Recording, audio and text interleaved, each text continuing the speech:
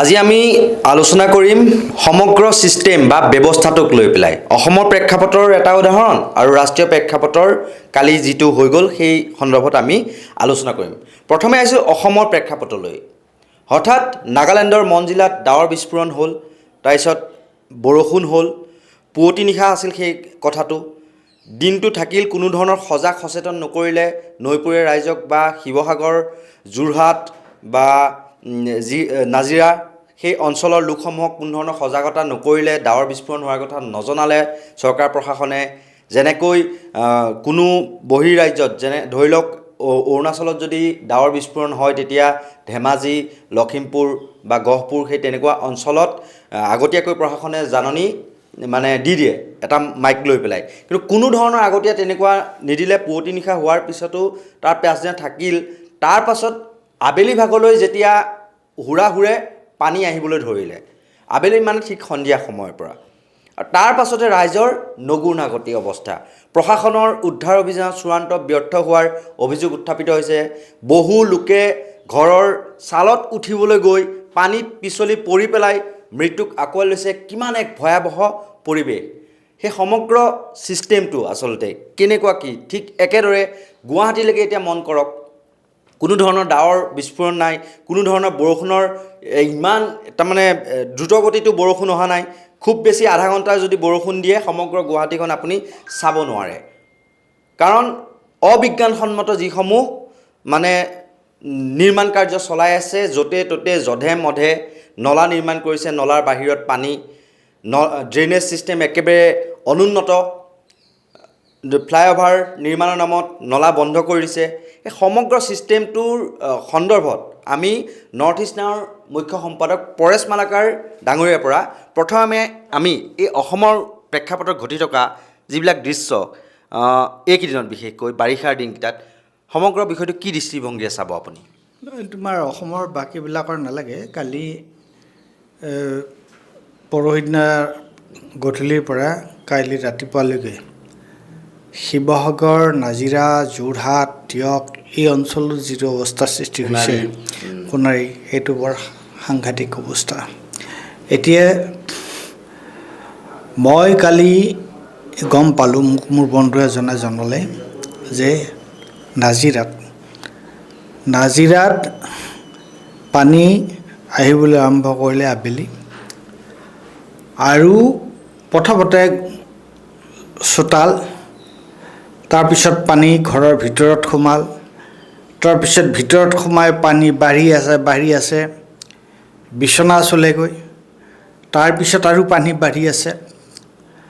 আৰু তেওঁলোকৰ ঘৰত আছে এজন বৃদ্ধ ৯৫ বছৰ বয়সৰ এগৰাকী ব্যক্তি, এটা বাচ্চা ৮ বছৰ ৯ বছৰৰ, আৰু পৰিয়ালৰ বাকী ২-৩জন। এতিয়া তেওঁলোকে ১৯ তাৰিখ আবেলি ৬-৭টামান বজাৰ পৰা তেওঁলোকে ২০ তাৰিখৰ ৰাতিপুৱালৈকে তেওঁলোকে পানীৰ মাজত আবদ্ধ হৈছে। আৰু তাৰ মাজতে মই জনাত দুগৰাকী মন্ত্ৰীয়ে ফোন কৰিছে ডিচিক, তাৰপিছত তেওঁলোকে অৱস্থা নাই, আৰু তেওঁলোক বাচিলে এই গধূলি ৭টা বজাৰ পৰা ৬:৩০ বজাৰ পৰা পিছদিনা ৮টা বজালৈকে পানীৰ মাজত আবদ্ধ হৈ আছে। গধূলি কি হ'ল, পানী বাঢ়ি গৈ এটা সময়ত পানী ডিঙিলৈকে হ'ল, আৰু তেতিয়া তাৰপিছত আৰু পানী বঢ়া নাই। যদি তাৰপিছতো পানী বাঢ়ি থাকিলেহেঁতেন তেতিয়াহ'লে সেই পৰিয়ালটোৰ কি অৱস্থা হ'লহেঁতেন। এতিয়া পিছদিনা ৮টা বজাত তেওঁলোকক গৈ এই যে আমাৰ কি বুলি কয় এইটোক, তোমাৰ ৰেপিড দুৰ্যোগ নিয়ন্ত্ৰণৰ লগত জড়িত তেওঁলোকে গৈ বচালে। আৰু এতিয়া সেইটো এঘৰৰ কথা। প্ৰশ্নটো হৈছে যে আমাৰ যে মানুহে কয় যে আচলতে এটা দুৰ্যোগৰ সময়ত চৰকাৰ এখন কিমান তৎপৰ হয়, তেতিয়া গম পোৱা যায় যে চৰকাৰী ছিষ্টেমটো কিমান সুচল হৈ আছে। এতিয়া হয় পানী আহিল, সেইবিলাকৰ পানী কিয় আহিছে, বাঢ়িছে কিয়, কি কথা সেইবোৰলৈ নাযাওঁ বাৰু, সেইবোৰ সম্পৰ্কটো আছেই, যে চৰকাৰে উন্নয়নৰ নামত যিবোৰ কাম কৰি আছে তাৰ কাৰণে যে এইবোৰ হৈছে সেইটোতো আছেই। কিন্তু প্ৰশ্নটো হৈছে যে দুৰ্যোগ এটা হ'লে সেই দুৰ্যোগ প্ৰশমনৰ কাৰণে চৰকাৰৰ হাতত কি ব্যৱস্থা আছে। আজি কিমান 12 ঘণ্টা লাগিল, 12 ঘণ্টা পানীৰ মাজত আবদ্ধ হৈ থাকিল। তাৰপিছত গম পালোঁ যে তাৰপিছত যিকেইখন নাও আনিলে সেই নাৱৰ তাৰে 10খন নাৱৰ 5খন নাৱে কাম নকৰে, ফুটা কাম নকৰে। এটা প্ৰশাসনক আজি যে তেওঁলোকে যে দিন ৰাত ঢোল কোবাই আছে যে তেওঁলোকে ইমান কাম কৰিছে, জনকল্যাণমূলক কাম কৰিছে, এইটো কৰিছে সেইটো কৰিছে, চাৰিওফালে উন্নয়ন উন্নয়ন আৰু উন্নয়ন। আৰে বাবা, উন্নয়ন মানে কেৱল কেইখনমান ডাঙৰ ডাঙৰ ফ্লাইঅভাৰ বনালে, কেইটামান অট্টালিকা বনালে উন্নয়ন বুলি নকয়। উন্নয়ন হৈছে, উন্নয়নটো বাদ দিয়া, সুশাসন। সুশাসন কাক কয়? সুশাসন তাক কয় যে যদি মানুহ কেতিয়াবা দুৰ্দশাগ্ৰস্ত হয়, সেই মানুহ যদি বিপদত পৰে, কিবা হয়, লগে লগে চৰকাৰে তাৰ তেওঁলোকক উদ্ধাৰৰ কাৰণে বা সেই সমস্যা সমাধানৰ কাৰণে তেওঁলোকে কি ব্যৱস্থা ল'ব, সেইটোহে সুশাসনৰ লক্ষণ। গতিকে এই যে গোটেই উজনি অসমত যে এই ধৰণৰ বিভীষিকা হৈছে, আৰু মোক কালি কোনোবাই সমালোচনা কৰিছে যে মই দিল্লীত হোৱা প্ৰতিবাদৰ কথা লিখিছোঁ, অসমৰ কথা লিখা নাই। নিৰ্লজ্জ লোক সেইসকল, কাৰণ তেওঁলোকে গমেই পোৱা নাই। ৰাতিপুৱাই এই কথাটো আলোচনা কৰিছিলোঁ মই কালি মোৰ নিজে। নিৰ্লজ্জ যে আজি অসমৰ যে বানপানী হৈছে, এই বানপানীৰ কাৰণে অসমৰ এই যিটো বানপানী, উজনি অসমত যিটো বানপানী হৈছে, আৰু এই বানপানীত যে চৰকাৰে যে জনসাধাৰণৰ ওচৰত তেওঁলোক গৈ থিয় হ'ব পৰা নাই, বা জনসাধাৰণক যি সহায় সহযোগ লাগে সেইটো দিব পৰা নাই। মই ছবি দেখিছোঁ, ভিজুৱেল দেখিছোঁ। এতিয়া তুমি সেইবোৰ দেখুৱাব পাৰিবা যে মানুহে নিজে নিজে ভেলত নি মানুহক উদ্ধাৰ কৰিছে। তাততো আমি চৰকাৰৰ এই দুৰ্যোগ প্ৰশমনৰ মানুহক আমি তাত গৈ ক'ত দেখিছোঁ? মহিলাই নাও চলাই পেলাই নিজে আহিছে। গতিকে ক'ত আমি দেখিছোঁ? গতিকে চৰকাৰখনৰ অস্তিত্বটো ক'ত? এই যে ইমান ফুটনি মাৰি থকা চৰকাৰ, এই যে অমুকটো কৰে তমুকটো কৰে, সেই চৰকাৰখনৰ অস্তিত্ব বৰ্তমানৰ এই দুৰ্যোগৰ সময়ত উজনি অসমৰ মানুহক যে বানপানীয়ে যে এনেকুৱা জুৰুলা কৰিছে, এই দুৰ্যোগৰ সময়ত আমাৰ এই চৰকাৰখনৰ অস্তিত্ব ক'ত? সেইটো মই ক'ব নালাগে। তেওঁলোকে তাত গৈ এই চৰকাৰৰ পক্ষে থকা যিসকল লোক আছে তেওঁলোকে তাত গৈ তাৰ মানুহৰ মাজত মানুহক সোধক, তেতিয়া তেওঁলোকৰ পৰাই তাৰ উত্তৰটো পাব। কাৰণ সেইখিনি যদি নহয়, আজি 5খন তুমি 10খন নাও পঠিয়ালে তাৰে যদি 5খন নাৱেই যদি তোমাৰ অকামিলা হৈ থাকে, এইটো কি ব্যৱস্থাটো কি থাকিব লাগে? ব্যৱস্থাটো এনেকুৱা, দুৰ্যোগ হওক নহওক, যে জিলা প্ৰশাসন, সামৰিক অসামৰিক প্ৰশাসন অনবৰতে প্ৰস্তুত হৈ থাকিব লাগে। তাৰ এটা প্ৰস্তুতি লাগিব, যাতে বোলে ইয়াত আগতীয়াকৈ সজাগো নকৰিলে ৰাইজসকলক, গমেই নাপায়। সেইটোৱে সজাগ কৰাটোতো আছেই, আৰু লগতে প্ৰথম কথাটো হৈছে আজি যদি ক'ৰবাত জুই লাগিছে, সেই জুই নুমুৱাৰ ব্যৱস্থা হ'ব লাগে। আজি যদি ক'ৰবাত বানপানী হৈছে তাৰ ব্যৱস্থা হ'ব লাগে। আজি যদি ক'ৰবাত মানুহৰ মাজত সংঘৰ্ষ হৈছে তাকো নিৰাময় কৰাৰ ব্যৱস্থা চৰকাৰৰ থাকিব লাগে। ক'ৰবাত যদি তোমাৰ গৰাখহনীয়া হৈছে, তাত যদি মাটি খহি পৰিছে, এইবিলাকৰ ব্যৱস্থা চৰকাৰে ততাতৈয়াকৈ ল'ব পাৰিব লাগে। পানীৰ মাজত যদি মানুহ আবদ্ধ হৈ থাকে 12 ঘণ্টা সময়, 12 ঘণ্টাৰ পিছতহে যদি পুলিচ গৈ পেলাই তাত যদি দুৰ্যোগ নিৰাময় কৰা মানুহ গৈ পেলাই পায়, এইটোৱে চৰকাৰৰ প্ৰস্তুতিৰ কথাটো কি বুজায়? এতিয়াও আমি খবৰ পাইছোঁ, অলপ আগতে কিছু সময় আগতে সোণাৰীৰ সংবাদদাতাই আমাক খবৰ দিলে যে এতিয়াও প্ৰশাসনৰ লোক সেই অঞ্চলটোত গৈ পেলাই তেওঁ নিজে ভুক্তভোগী এগৰাকী, কোনো ধৰণৰ সহায় সহযোগিতা আগবঢ়াই পানী এটুপি যোগান ধৰা নাই আৰু এই ক্ষেত্ৰত আৰু এটা কথা তাৰমানে অভিযোগ উত্থাপিত হৈছে যে নাগালেণ্ডৰ নদী বান্ধে পানী এৰি দিয়া বুলি এক অভিযোগ উত্থাপিত হৈছে আৰু মাজতে যিদৰে অৰুণাচলৰ বান্ধে পানী এৰি দিয়াৰ ফলত যেনেকুৱা ধৰণৰ গতি হ'ল এতিয়া নদী বান্ধ যিহেতু নামনি সোৱণশীল জলবিদ্যুৎ প্ৰকল্প নিৰ্মাণ কৰি আছে তেতিয়াহ'লে এই ক্ষেত্ৰত যি নদী বান্ধৰ পক্ষত আছে বিজেপি চৰকাৰখন পূৰ্বতে বিৰোধ আছিল তেওঁলোক এই সমগ্ৰ বিষয়টো আপুনি কি নদী বান্ধ কিমান ভয়াৱহ হ'ব পাৰে মানুহৰ জীৱন কি হৈ গ'ল আজি বহুতো লোকে মৃত্যুক আঁকোৱালি লৈছে প্ৰায় 10জনমান লোকে কি ক'ব মৰিছে প্ৰায় এইটোতো কেনেকুৱা সাংঘাতিক ঘটনা হ'ল 10জন মানুহৰ যদি মৃত্যু হৈছে এইটোতো কেনেকুৱা ধৰণৰ কথা নহয় চোৱা অসমৰ প্ৰশ্নটো হৈছে অসমখন কেনেকুৱা অসম যিটো ব্ৰহ্মপুত্ৰ ভেলীটো সেইফালে পাহাৰ চাৰিওফালে পাহাৰ তিনিওফালে পাহাৰ অৰ্থাৎ উত্তৰে পাহাৰ তোমাৰ পূবে পাহাৰ দক্ষিণে পাহাৰ হয়নে এই পাহাৰৰ মাজত ব্ৰহ্মপুত্ৰ উপত্যকাটো আছে এতিয়া তাত যদি অনিয়ন্ত্ৰিতভাৱে বা তাত যদি যিবোৰ কাম কৰা হয় যি অৰুণাচল প্ৰদেশ নাগালেণ্ড মেঘালয় এইবোৰে যদি তাত তেওঁলোকে কি কাম কৰে তাৰ প্ৰভাৱ অসমত নিশ্চিত ৰূপে পৰিব গতিকে আৰু গোটেই পৰিৱেশৰ কথাটো এইটো এটা ইখন ৰাজ্যৰ লগত সিখন ৰাজ্যৰ সম্পৰ্ক এটা আছে আমি ৰাজনৈতিকভাৱে আমি বেলেগ আমাৰ অস্তিত্ব হ'ব পাৰে বেলেগ ৰাজ্য হিচাপে কিন্তু আমাৰ যিটো প্ৰাকৃতিক যিটো পৰিৱেশ যিটো আমি সকলো এটা একে ভৌগোলিক আৰু একেই জলবায়ুৰ এটা থকা অঞ্চল এটাৰ আমি বাসিন্দা ন গতিকে আজি যদি ওচৰ চুবুৰীয়া ৰাজ্যবিলাকত কি ধৰণৰ তেওঁলোকে কাম কাজ কৰে তাৰ দ্বাৰা অসমত প্ৰভাৱ এটা পৰিব গতিকে এতিয়া মানুহে যে নদী বান্ধৰ বিৰোধিতা কৰি আছিলে কি কাৰণে কৰি আছিলে যে এইটো আমি এতিয়া ফলাফল দেখা পাব ধৰিছোঁ নহয় যে যোৰহাটত সেইদিনানে তোমাৰ উত্তৰ পাৰে কি অৱস্থা হ'ল পানী হৈ পেলাই আৰু এতিয়া মানুহে কৈছে যে নাজিৰাত কোনোদিন বানপানীয়ে নহয় তেনেকুৱা ধৰণৰ কোনো নাই হোৱা নাজিৰা এইবিলাক বানপানী নহয় তো সেইবোৰ জেগা যে একেবাৰে ঘৰৰ মূধচলৈকে পানী আহিলে কি কাৰণ আহিল এইবোৰ কথাৰ কাৰণে হৈছে আৰু এইবোৰ তোমালোকতো চাৰিওফালে এইবিলাক অৰুণাচলতো তোমাৰ বিজেপি চৰকাৰ নাগালেণ্ডত বিজেপি চৰকাৰ মেঘালয়ত বিজেপি চৰকাৰ কেন্দ্ৰত বিজেপি চৰকাৰ তেতিয়াহ'লে তোমালোকে তেওঁলোকৰ মাজত কথা বতৰা পাতি এই যে নাদা যে কৰিছিলে এইবিলাকৰ অৰ্থটো কি নেদাটো কি নেদাৰ অৰ্থটো হৈছে কি যে ভোটকেইটা কেনেকৈ লাগে আমাক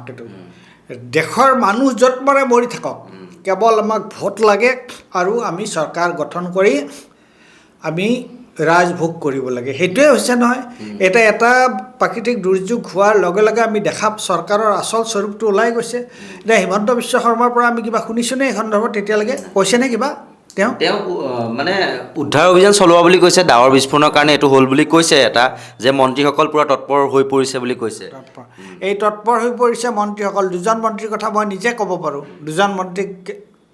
ভুক্তভোগীসকলে কেনেকুৱাকৈ ফোন কৰি আছিলে আৰু 12 ঘণ্টালৈকে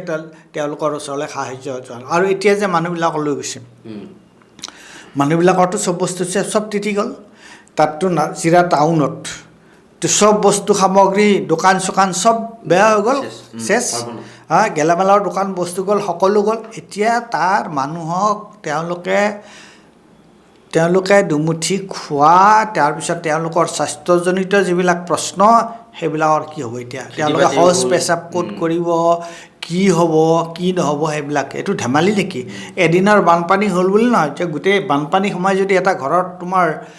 বুকুলে এবুকু পানী হয় এডিঙি পানী হয় তাৰপিছত ঘৰখনত কিবা থাকিব নেকি আৰু এতিয়া পথাৰৰ সময় ৰুলে বহুতে কঠীয়া চেচ চব চেচ পশুধন চেচ চেচ গতিকে কেনেকুৱা এটা দুৰ্যোগৰ সৃষ্টি হৈছে তাত আজি মই ইয়াত থাকি বুজি নাপাওঁ তুমিও বুজি নোপোৱা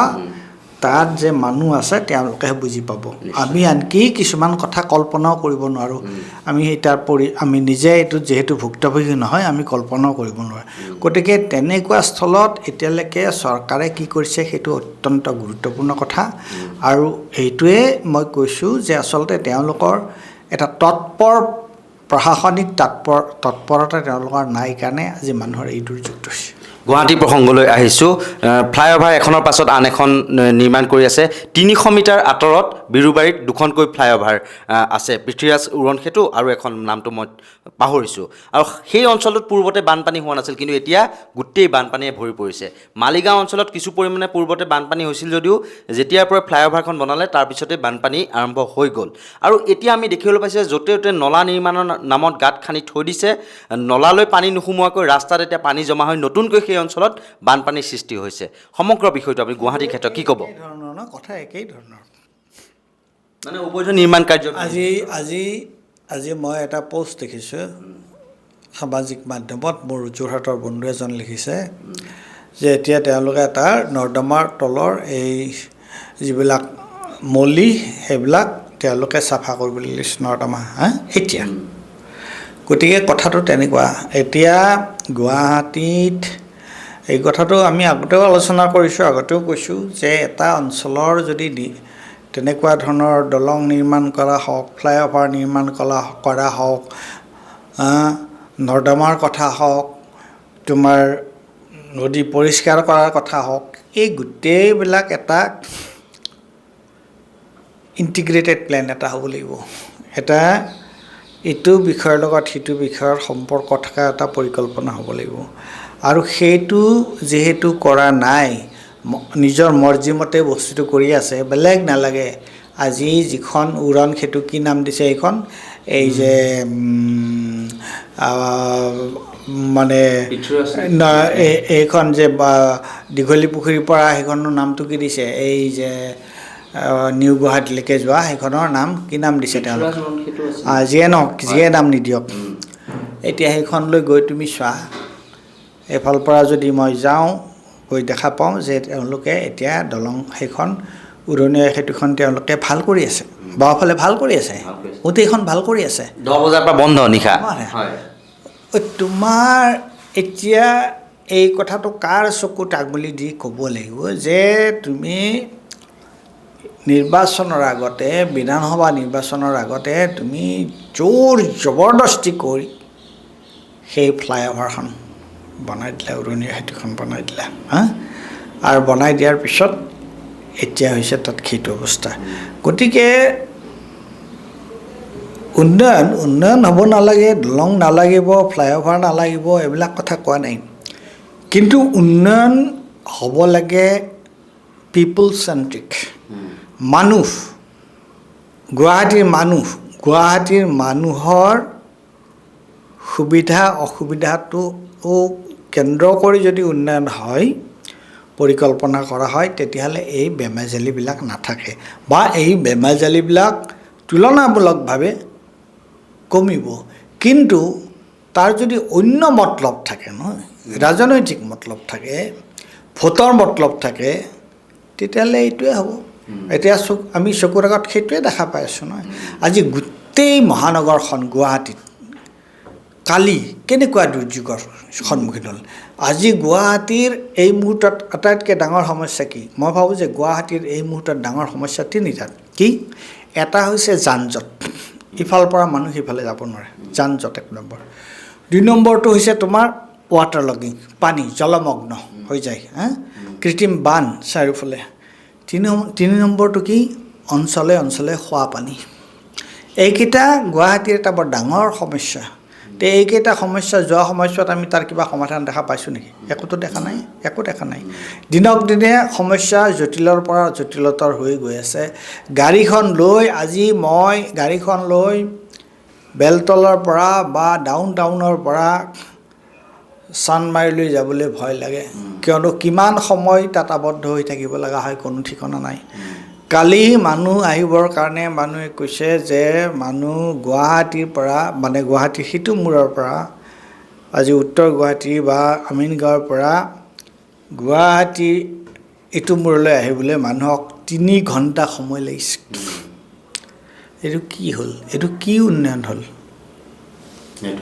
এতিয়া আমি ৰাষ্ট্ৰীয় প্ৰেক্ষাপটলৈ আহিছোঁ কালি যিটো দিল্লীৰ যন্তৰ মন্তৰত হ'ল যে আৰক্ষীৰ বৰ্বৰ লাঠিচালনা আৰু লগতে এটা ছিষ্টেমৰ বিৰুদ্ধে আচলতে শিক্ষা ব্যৱস্থাটোৰ বিৰুদ্ধে প্ৰতিবাদ আৰু ধৰ্মেন্দ্ৰ প্ৰধানৰ পদত্যাগৰ দাবীয়ে এই প্ৰতিবাদ আছিল তেতিয়া আৰক্ষীৰ যি বৰ্বৰতা আমি দেখা পালোঁ আৰু লগতে অভিযোগ উত্থাপিত হৈছে যে অসামৰিক পোছাকত মুখত ৰুমাল বান্ধি একাংশই আৰক্ষীৰ লাঠি একোডাল লৈ পেলাই তেওঁলোকৰ অভিযোগ উত্থাপিত হৈছে তেওঁলোক RSS বা হিন্দুত্ববাদী সংগঠনৰ মানুহ বুলি তেওঁলোকে সাধাৰণ যিসকল ছাত্ৰ ছাত্ৰী তেওঁলোকক প্ৰহাৰ কৰিবলৈ আৰম্ভ কৰিছে এফালৰ পৰা বহুকেইটা দৃশ্য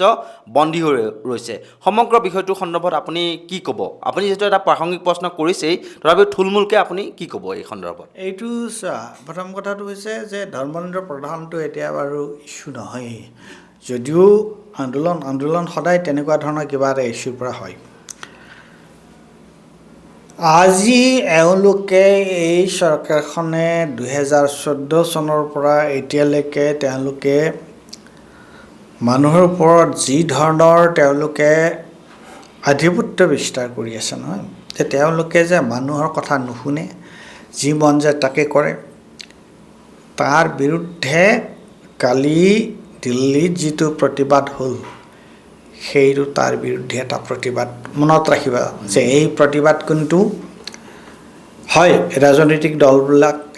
দলবিলাকৰ কোনোৱে সক্ৰিয়ভাৱে কোনোৱে বিভিন্ন ধৰণে ইয়াত সহায় কৰিছে কিন্তু এই প্ৰতিবাদটোৰ মূল চালিকা শক্তি কি হয় কক্ৰোচ জনতা পাৰ্টি এটা নাম দি পেলাই এটা হেৰি হৈছে কক্ৰোচ জনতা পাৰ্টিয়ে হওক অন্যই হওক এই প্ৰতিবাদটোৰ বা তোমাৰ সোণাম অংশুক তেওঁলোক প্ৰতীকহে আচল কথাটো হৈছে কি যে দেশৰ জনসাধাৰণৰ মাজত যি এইখন চৰকাৰৰ বিৰুদ্ধে যিটো ক্ষোভ ইমান দিনে উমি জ্বলি আছিল সেই ক্ষোভৰ এটা বহিৰ্প্ৰকাশ আমি কালি দেখিছোঁ দিল্লীত আৰু তাৰ নেতৃত্ব কিন্তু কোনো ৰাজনৈতিক দলে দিয়া নাই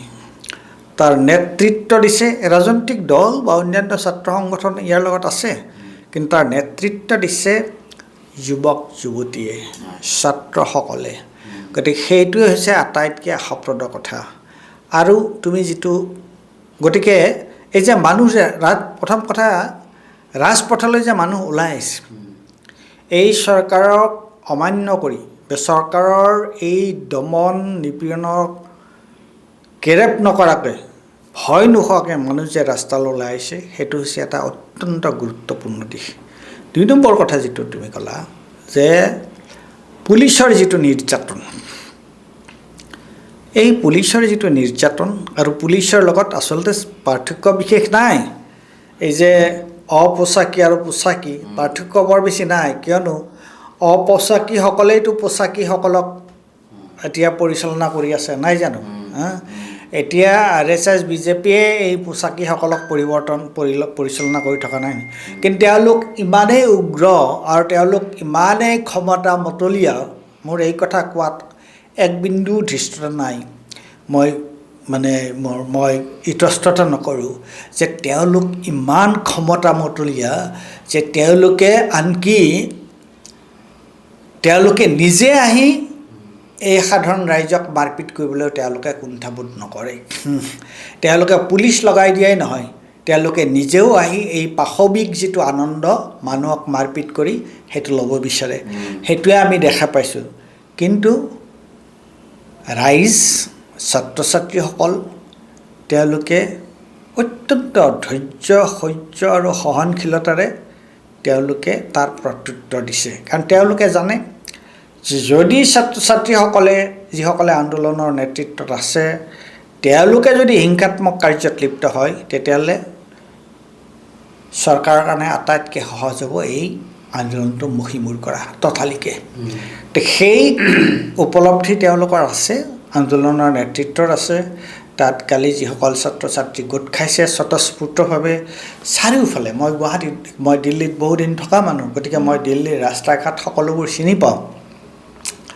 পাৰ্লিয়ামেণ্টৰ ওচৰৰ পাজৰ সেই অঞ্চলবিলাক চিনি পাওঁ চব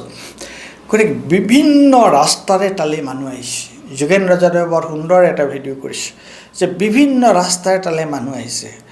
আৰু আহি পাৰ্লামেণ্টলৈ মানুহ গৈছে আৰু তেতিয়া কি হ'ল বিভিন্ন ভিডিঅ'ত কোৱা হৈছে যে তেওঁলোকে আজিও এই কথাটো আলোচনা হৈ আছে সংসদৰ ভিতৰত বাহিৰত সমগ্ৰ দিল্লী জনসাধাৰণ ৰাস্তাৰ ওপৰত আছে জনসাধাৰণৰ দাবীৰ কথাটো তুমি যদি সংসদত আলোচনা নকৰা তেতিয়াহ'লে সেই সংসদৰ অৰ্থটো কি থাকিল আজিও মই দেখা পাইছোঁ অলপ আগতে এটা খবৰ পাইছোঁ যে বিৰোধী দলবোৰে তেওঁলোকে সংসদৰ লোকসভাৰ অধ্যক্ষৰ লগত এখন সভাত তেওঁলোক মিলিত হৈছে আৰু তেওঁলোকে এইটো স্পষ্টভাৱে কৈছে যে আজি ছাত্ৰ ছাত্ৰীসকলৰ ওপৰত যিটো অত্যাচাৰ কৰা হৈছে কালি যিটো অত্যাচাৰ কৰা হ'ল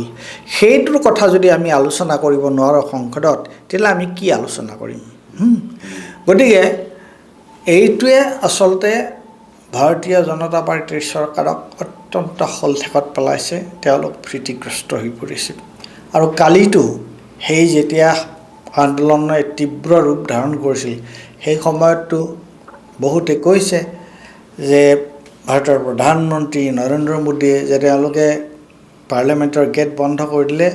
আৰু প্ৰধানমন্ত্ৰীয়ে লগে লগে পাৰ্লামেণ্টৰ পৰা ওলাই গুচি গ'ল এই ধৰণৰ চিটুৱেশ্যন এটা হৈছে তো এই ধৰণৰ চিটুৱেশ্যনটো এই ধৰণৰ যি অৱস্থা হৈছে এই চৰকাৰে আচলতে এই অৱস্থাত চৰকাৰে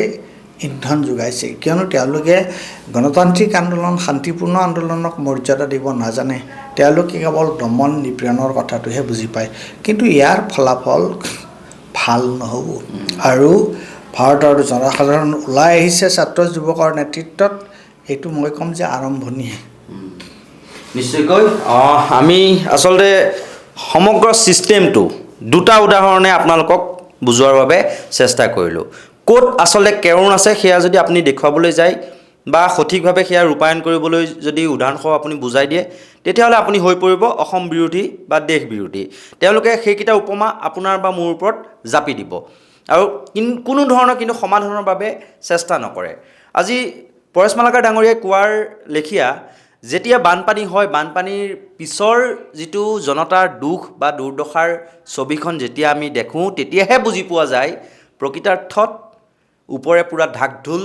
কোবাই থাকিলে আৰু ভিতৰি ঢকুৱাৰ বেৰৰ লেখীয়াকৈ মানে একোৱেই নাই ফুপুলা মানে মুখত বা শ্লোগানত এই চৰকাৰখন চলি আছে কিন্তু উদ্ধাৰকাৰী দল যি 10খন যদি নাও নিয়ে তাৰে 5খন বেয়া হয় হাঁহি উঠিছে আচলতে মোৰ কথাটো এই ছিষ্টেমটোক লৈ ঠিক একেদৰে সমগ্ৰ ছিষ্টেমটোৰ বিৰুদ্ধে কালি ৰাইজৰ যিটো জাগৰণ আচলতে ৰাজপথত দেখা পালে তাৰ পৰা নিশ্চয়কৈ এইখন চৰকাৰে শিক্ষা ল'বনে নলয় বাৰু পূৰ্বতেও তেনেকুৱা আন্দোলন হৈছে আজিৰ পৰা এতিয়া কৃষক আন্দোলন আৰম্ভ হৈছে আমেৰিকাই যি আমদানি কৰাৰ কথা কৈছে শাক পাচলি ভাৰতীয় বজাৰলৈ বুলি তেওঁলোকে ৰপ্তানি কৰিব ভাৰতে আমদানি কৰিব সেই তেনেকুৱা সেই যিটো কথা তাৰ বিৰুদ্ধে আজিৰ পৰা কৃষকে এক প্ৰকাৰে বিদ্ৰোহে ক'ব লাগিব কৃষক বিদ্ৰোহ আৰম্ভ হৈছে দিল্লীৰ হাৰিয়ানাত দিল্লীৰ দিশে আহি আছে তেওঁলোক সেই তেনেকুৱা ধৰণৰ বস্তুবিলাক এতিয়া হ'বলৈ পাইছে কিয় ৰাইজৰ মাজত যি ক্ষোভ